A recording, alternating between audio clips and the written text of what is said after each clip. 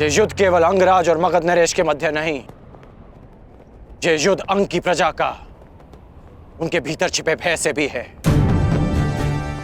और भय के अंधकार में सोई अंग की प्रजा को मैं जगाना चाहता हूं।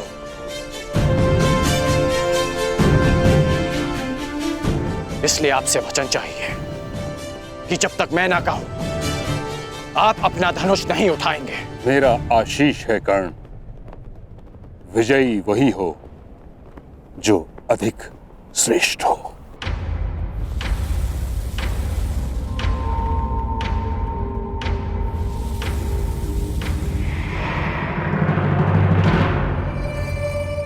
पांचाल नरेश,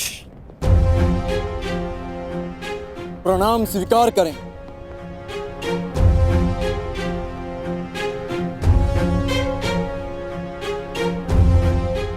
आश्चर्यचकित मत होइए पांचाल नरेश, किसी समय आप मेरे गुरु के गुरु बंधु रहे हैं। किसी समय मेरे गुरु ने आपको मित्रता का पात्र समझा है, इसलिए आप मेरे सम्मान के पात्र सदैव रहेंगे। अब भी और पराजित होने के पश्चात भी। द्रोण के तुनीर में 5 बाण शेष थे, आया केवल एक। हाँ, क्योंकि हम 5 भिन्न नहीं, एक हैं, एक मुट्ठी जिसकी प्रत्येक उंगली में समान शक्ति है। उन 5 में से कौन सी उंगली पांचाल नरेश द्रुपद की ओर उठी है? मध्यमा। यदि हमारे ज्येष्ठ भ्राता युधिष्ठिर आपको अपराजित कर देते तो आप उल्हाना देते कि आपके साथ अनीति हुई है, और यदि सबसे कनिष्ठ सहदेव आपको पराजित कर देता तो हमारे गुरु के गुरु बंधु का घोर अपमान हो जाता।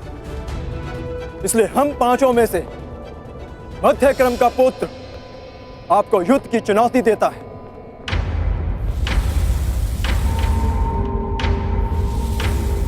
तर्क अद्भुत है बालक। नाम क्या है तुम्हारा? पांडुपुत्र द्रोण शिष्य अर्जुन। बहुत समय पश्चात ऐसा संस्कारी, सक्षम और विनम्र राजकुमार देखा है। मेरे संस्कारों का परिचय तो मेरे प्रणाम ने दे दिया, मेरे कौशल का परिचय मेरे बाण देंगे। युद्ध आरंभ करो अर्जुन।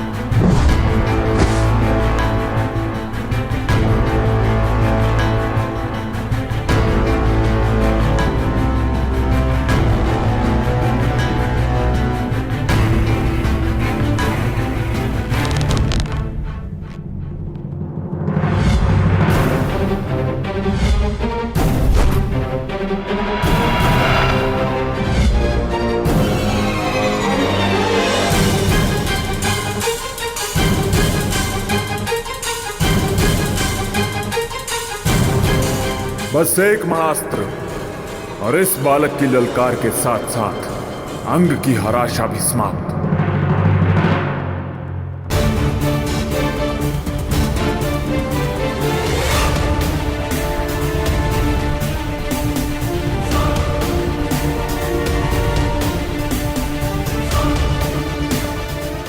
मुझे मगध नरेश को दिव्यास्त्र संधान का अवसर नहीं देना है।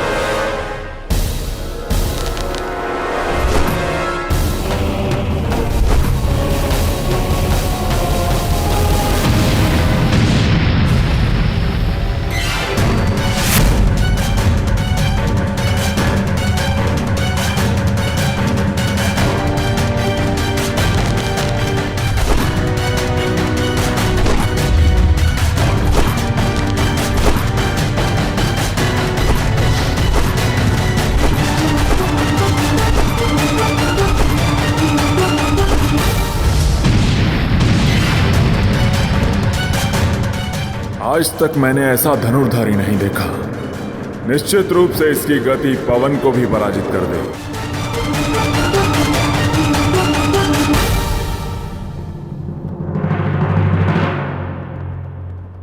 धन्यवाद महामहिम, आप कर्ण के साथ हैं। मैं केवल धर्म के साथ हूं। स्पष्ट रूप से कहूं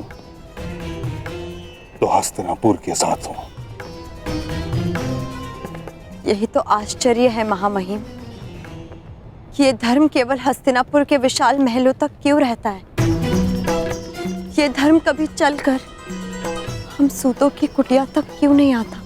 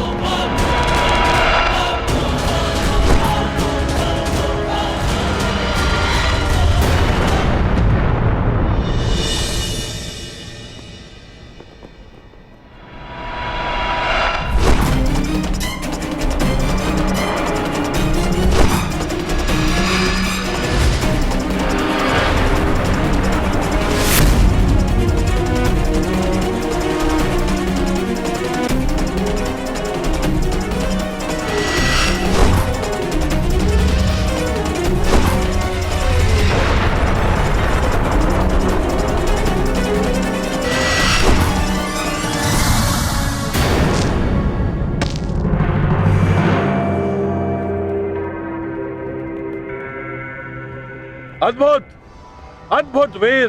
जीवन में प्रथम बार ऐसा हुआ है कि कोई धनुर्धर पांचाल नरेश द्रुपद के हाथों से उसका धनुष गिरा सका।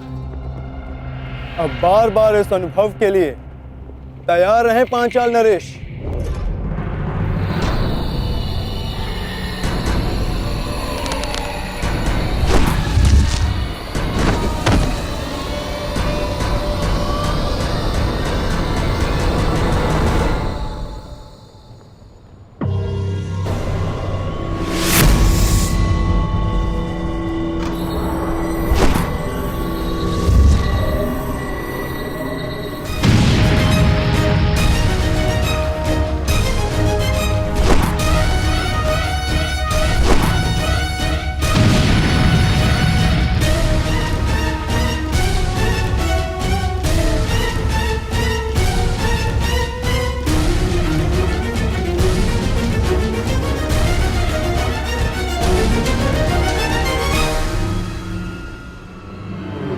देखो देखो, ये सच्चे अर्थों में हमारा राजा है।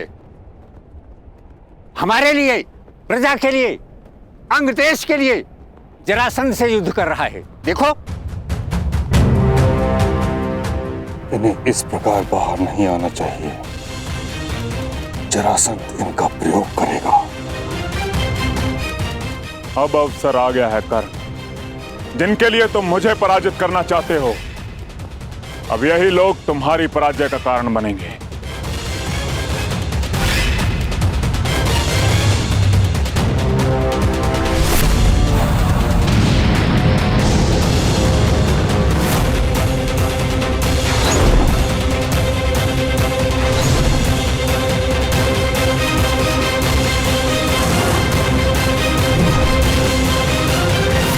सहस्त्र बाणास्त्र।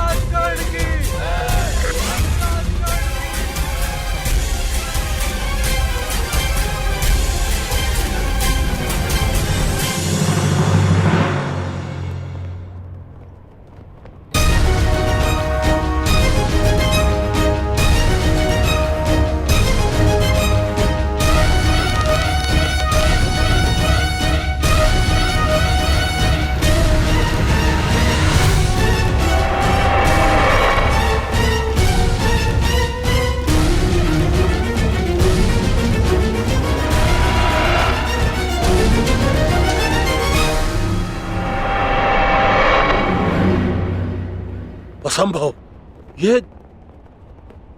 ये तो नागपाश, नागपाश है ये द्रुपद।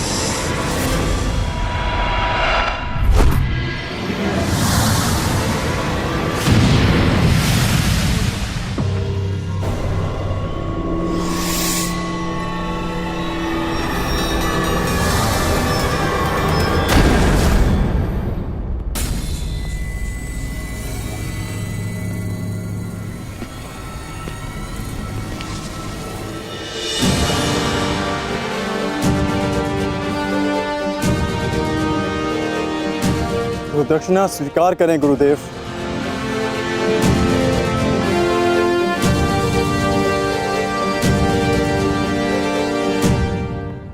अश्वत्थामा को संदेश भिजवाया जाए। शीघ्र अतिशीघ्र उसका राज अभिषेक होगा, वो भी इस स्थान पर।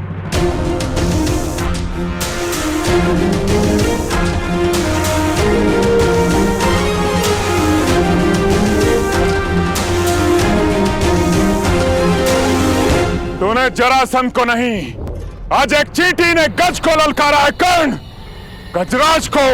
तो आज सिद्ध हो जाएगा कि यदि एक चींटी भी अन्याय के प्रतिकार पर उतर आए तो वो एक गज को भी पराजित कर सकती है।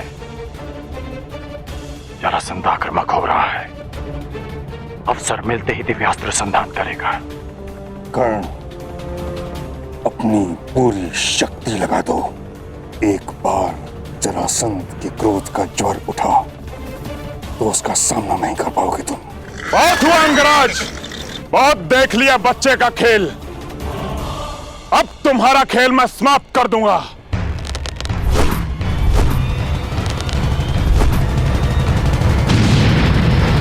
अपनी प्रजा की रक्षा करने आए हो। देखो अंगवासियों, ये तुम्हारी रक्षा करने आया है।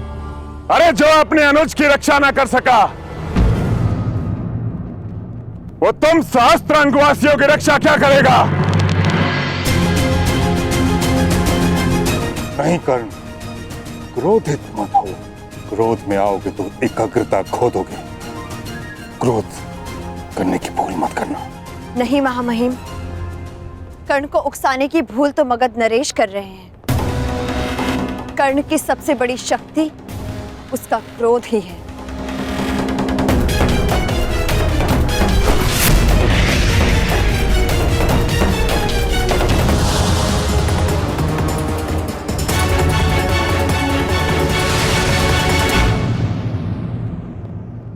क्रोध, अशांति, पीड़ा ध्यान केंद्र में सबसे बड़ी बाधा है।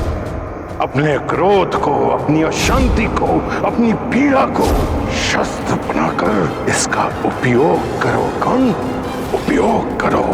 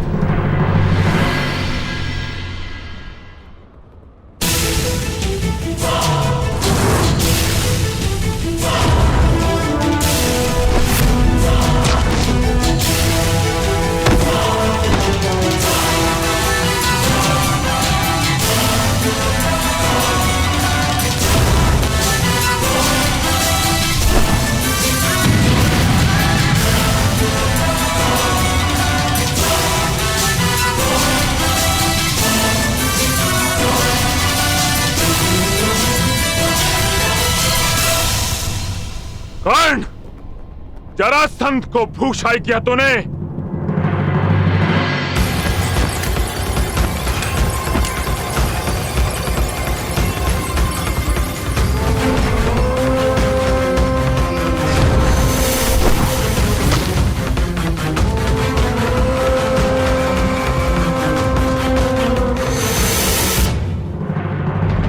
बस इतना ही बल है तुम्हारे बाणों में कर्ण। क्या तुम्हारे पास कोई ऐसा बाण नहीं है जो जरासंध का वक्ष भेद सके?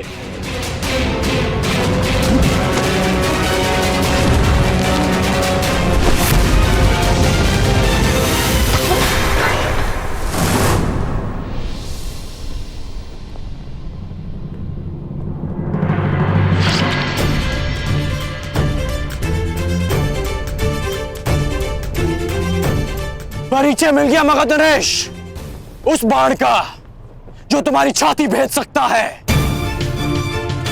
और उस धनुर्धारी का जो तुम्हें पराजित कर सकता है। जरासंध का रक्त बहाया तूने कर्ण। अभी संग प्रदेश की प्यास तुम्हारे रक्त से बुझेगी।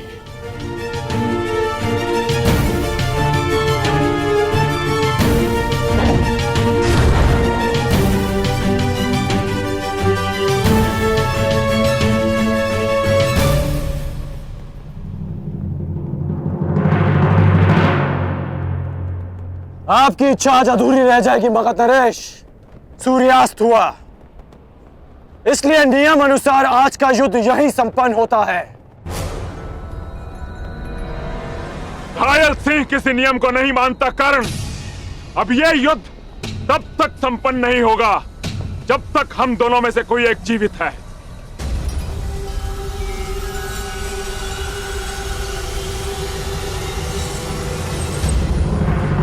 अब बाहुबल का परिचय दो कर्ण। इस युद्ध में विजय का अर्थ जीवन होगा और पराजय का अर्थ मृत्यु।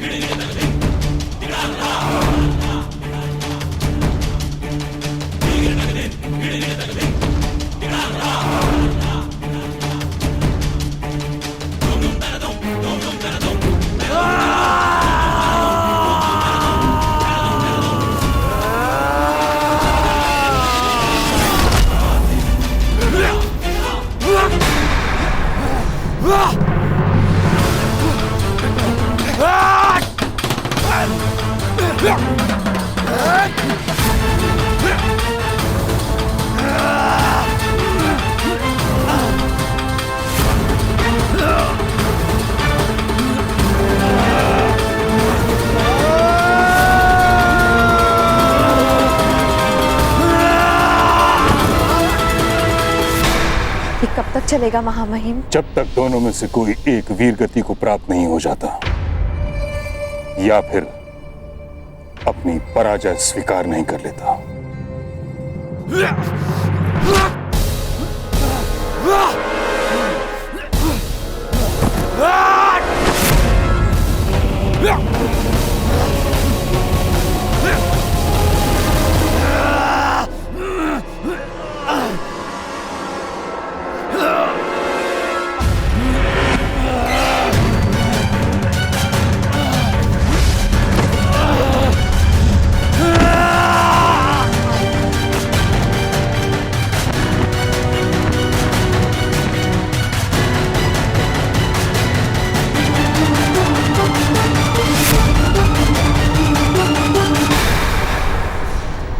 क्या हुआ अंगराज?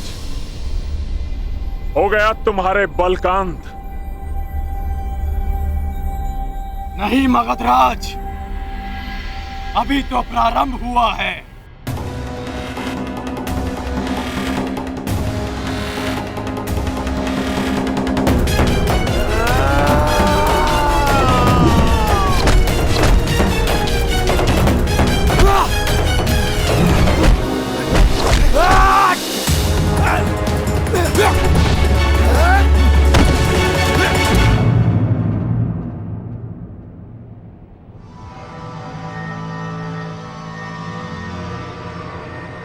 बस हो गई समाप्त तुम्हारी चुनौती।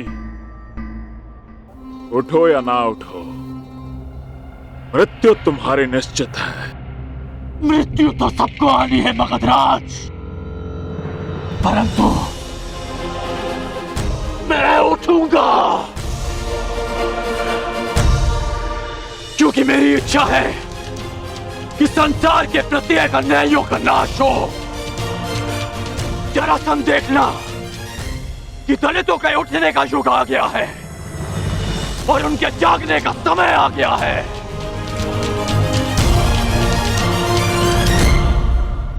सूर्य की किरणें प्रस्तुत हैं और राधेकरण भी। आगे बढ़ो।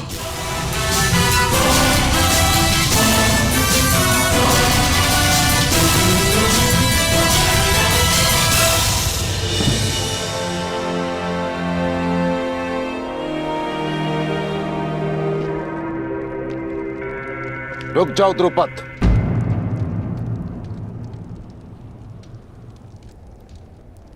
कहां जा रहे हो? अभी भी हमारे बीच बहुत कुछ शेष है। पांचाल पर तो विजय प्राप्त कर चुके हो द्रोण, अब क्या शेष है?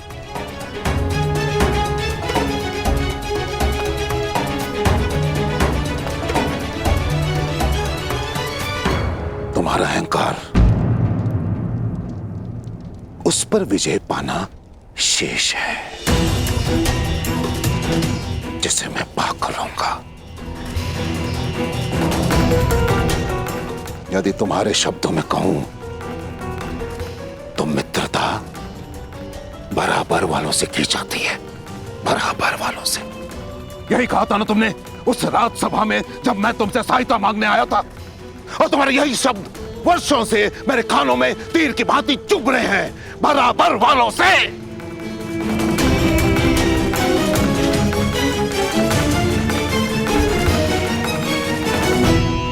तो समय का चक्र देखो, आज तुम कहां और मैं कहां।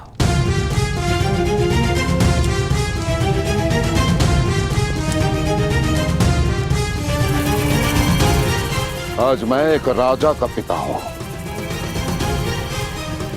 राजा का। और तुम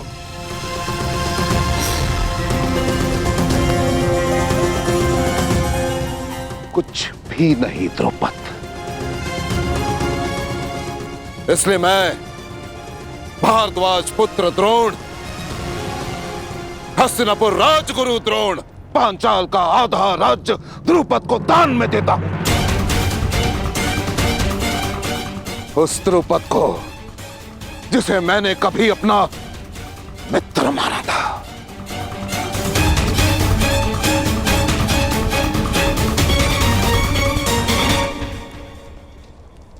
राजा बनकर सब कुछ भूल गए द्रौपद।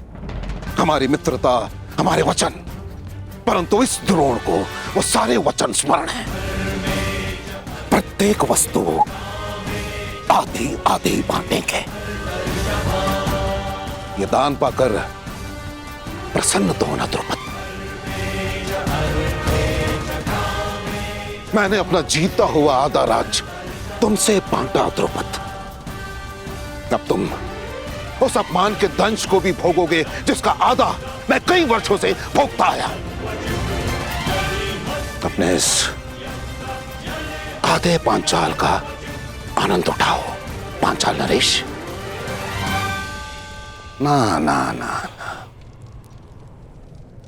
अर्ध पांचाल नरेश।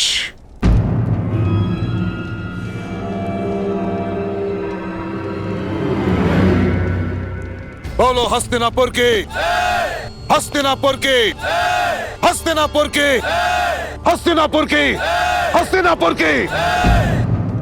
तुम्हारे मुख से ध्वनि क्यों नहीं निकल रही अर्ध पांचाल नरेश? याद है ना तुम्हें, जिससे दान प्राप्त होता है उसकी जय की जाती है। याद है ना?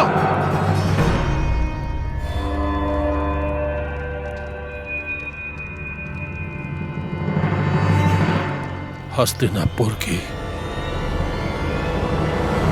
जय।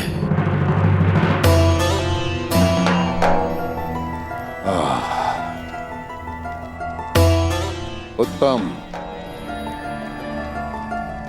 अति उत्तम।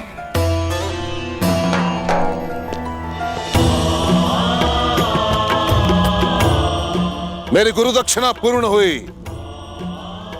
गर्व है मुझे तुम पर। ये द्रौपद, अश्वत्थामा का राज अभिषेक भी संपन्न हुआ।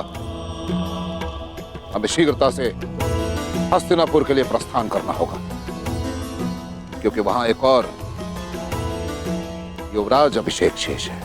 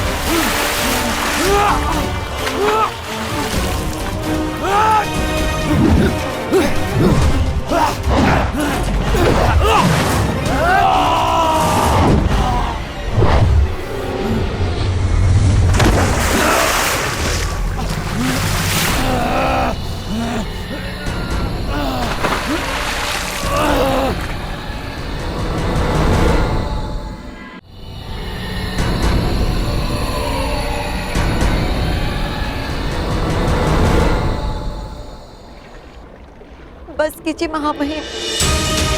अब कब तक यूं देखते रहेंगे? देखिए महामहिम कर्ण किस तरह लहूलुहान है।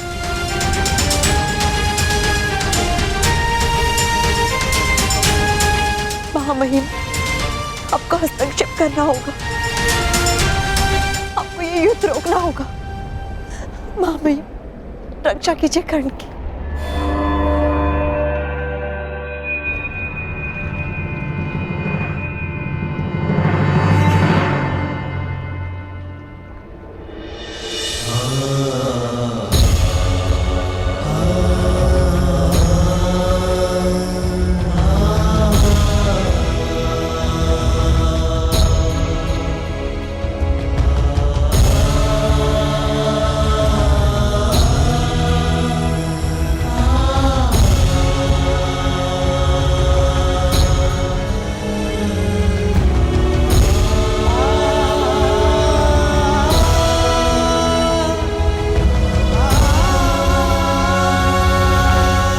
आखिर तुम्हारी मंशा क्या है कर्ण? मारो अग्रराज, प्रहार करो, मेरे लिए प्रहार करो, मेरे लिए प्रहार करो अग्रराज, मेरे लिए। अंगराज, तुमने मेरे पुत्र की हत्या के प्रतिकार का वचन दिया है। उठो, प्रहार करो मेरे पुत्र के लिए, उठो। प्रहार करो कर्ण, अंग के लिए प्रहार करो। प्रहार करो, प्रहार करो, प्रहार करो।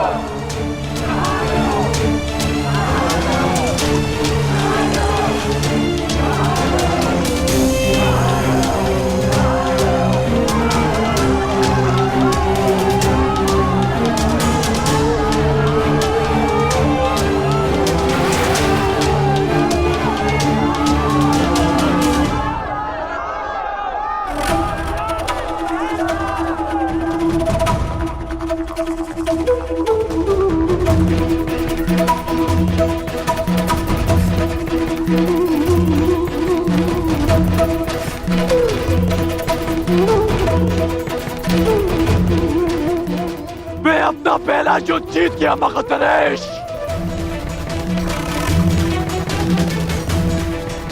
क्योंकि मेरी प्रजा अपने भेद से विजय हुई। अब तुम्हारी बारी है।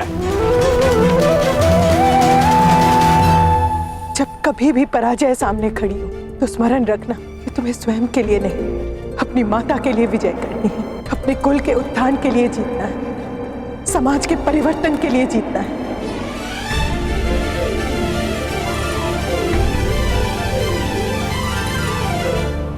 मेरा सपना मुझसे छीन लिया गया। अब युधिष्ठिर युवराज बनेगा। युधिष्ठिर युवराज बने या दुर्योधन को स्वीकार नहीं है। आप कहें तो अभी इन्हें युद्ध में वीर गति दे दे भ्राताश्री। नहीं,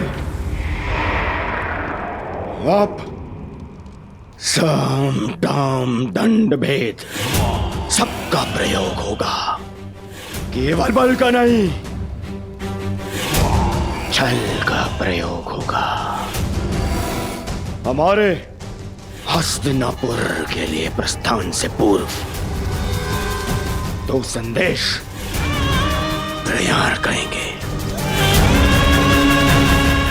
पहला, मामा शकुनी को, जिसके छल पर मुझे पूर्ण विश्वास है, और दूसरा उसको जिसके बल पर मुझे पूर्ण विश्वास है, अंगराज कर्ण को।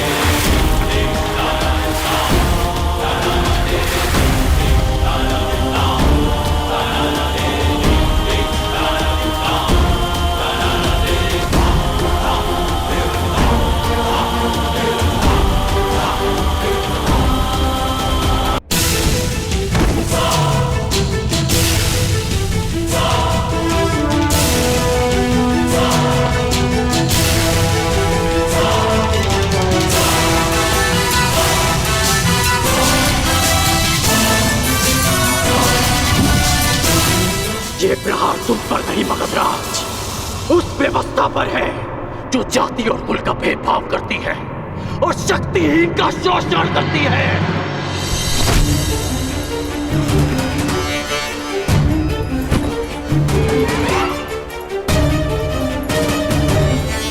ये प्रहार उस अन्याय पर है जो एक वीर को धनुष उठाने की अनुमति नहीं देती, क्योंकि वो एक सूत पुत्र है।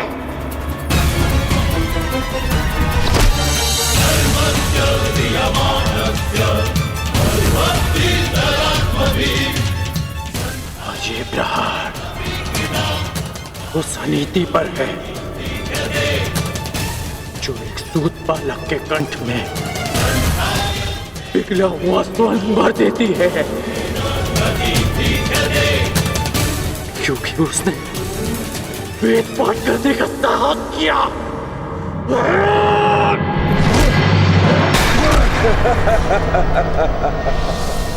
तुम विजय नहीं हो सकते कर्ण, क्योंकि पराजय मैंने स्वीकार नहीं की और वध तुम मेरा कर नहीं सकते।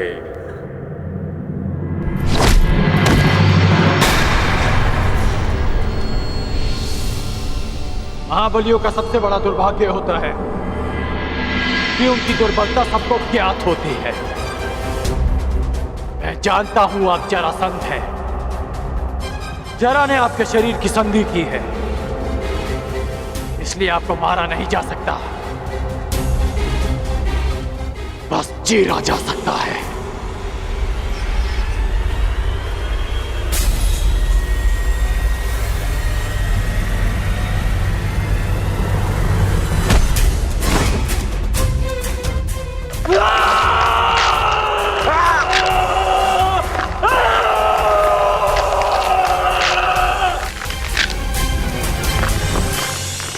रुक जाओ कर्ण, रुक जाओ। मैं पराजय स्वीकार करता हूं।